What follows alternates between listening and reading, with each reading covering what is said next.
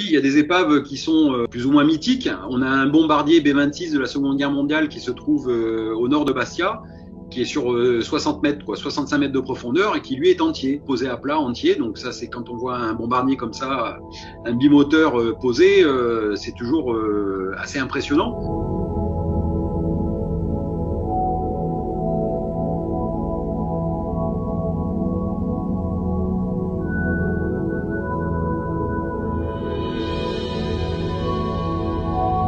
Au-delà de l'aspect historique, il y a l'aspect photographique, parce que je trouve que c'est joli sous l'eau. J'aime faire des photos au grand angle, donc les épaves permettent de faire ce genre de photos.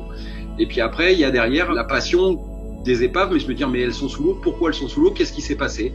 Donc je me suis mis effectivement à me plonger dans Internet, mais aussi dans les bibliothèques, un peu partout, pour pouvoir chercher les informations, remonter les histoires, surtout sur les histoires de bateaux et d'avions qui sont beaucoup plus anciens. Donc on parle de la partie antique, mais on remonte aussi jusque la Seconde Guerre mondiale, où on est très gâté en Corse. Et puis aujourd'hui, les épaves, ce qu'on dit modernes, où ça peut être un petit bateau, un peu tout, quoi, une belle ancre, plein de belles choses. Il y a des épaves qui sont plus ou moins mythiques. On a un bombardier B-26 de la Seconde Guerre mondiale qui se trouve au nord de Bastia, qui est sur 60 mètres, 65 mètres de profondeur, et qui lui est entier, posé à plat, entier. Donc ça, c'est quand on voit un bombardier comme ça, un bimoteur posé, c'est toujours assez impressionnant, puisqu'il a encore ses mitrailleuses, il a encore tout. Et puis après, vous avez des bateaux aussi comme l'Alcyon, qui est sur la plaine orientale, donc qui est au sud de Bastia, où c'est un cargo qui a changé de nom plusieurs fois et qui a coulé aussi pendant la Seconde Guerre mondiale, qui est entier, qui est posé droit sur sa quille, et qui est chargé de faune et de flore. Donc ça va, la faune, on a des gros mérous, on a plein de poissons dessus, et puis il y a aussi toutes les concrétions, donc qui habillent les coques, puisque la vie reprend le dessus sur les épaves, et ça fait, quand on éclaire, ça donne des couleurs fantastiques.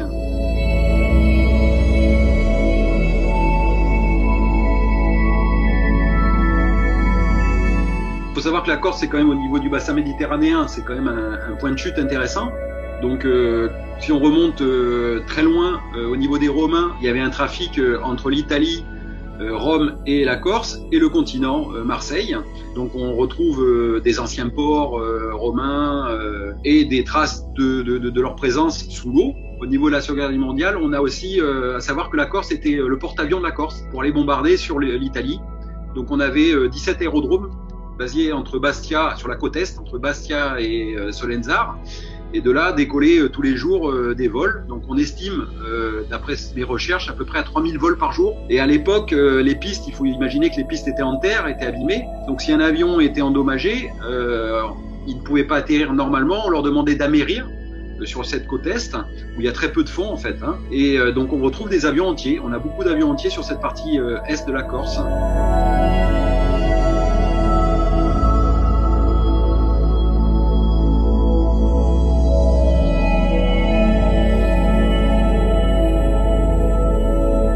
La recherche d'épave est très réglementée en France, c'est un monopole de l'État là-dessus.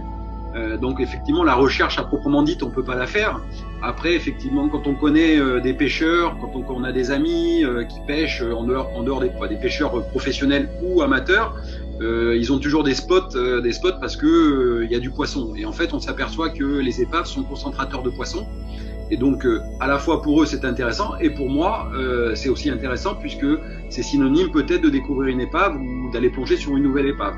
Donc en fait, ça se passe un peu comme ça. Après, vous avez les pêcheurs qui peuvent accrocher un filet sur quelque chose. Alors ça peut être une roche, mais aussi ça peut être la bonne surprise où c'est une épave. Et puis en cherchant aussi un peu dans tout ce qui est documentation, parce qu'il y a beaucoup de choses qui ont été écrites. Je suis pas un inventeur, je suis dans le sillon des anciens. Ces anciens-là, ils ont plongé, mais à l'époque, il n'y avait pas forcément d'appareil photo, ils n'ont pas forcément fait de photos.